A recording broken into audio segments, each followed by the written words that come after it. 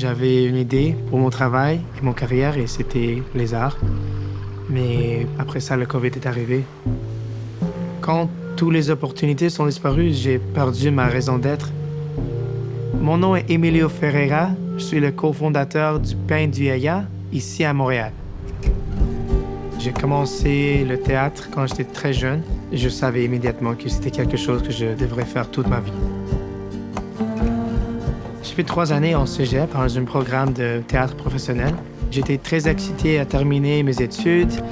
Quand j'ai fini avec l'école, c'était l'année 2020. La pandémie a commencé, alors les opportunités qui étaient là, juste comme ça, elles ont disparu. Comme beaucoup de personnes, il y avait beaucoup de temps et pas beaucoup de choses à faire. C'était très triste pour moi, je ne savais pas quoi faire.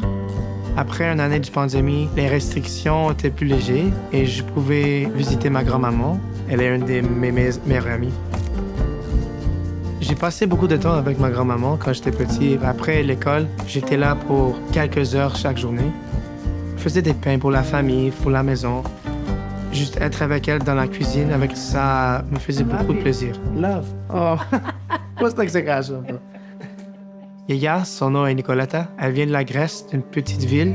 Quand elle était petite, elle n'a jamais allé au marché pour acheter des pains. C'était toujours à la maison.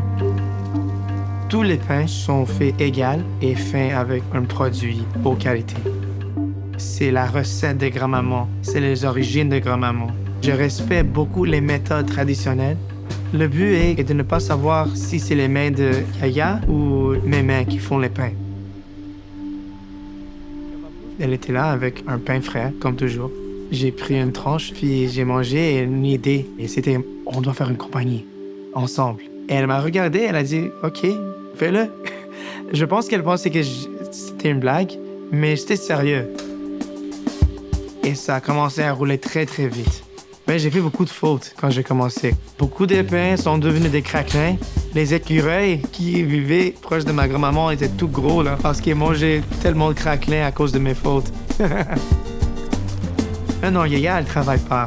Elle est 86 ans. Je ne rêvais pas à 6 heures du matin avec une mégaphone pour commencer le travail. Elle était ma prof et moi, je suis l'homme qui fait les pains.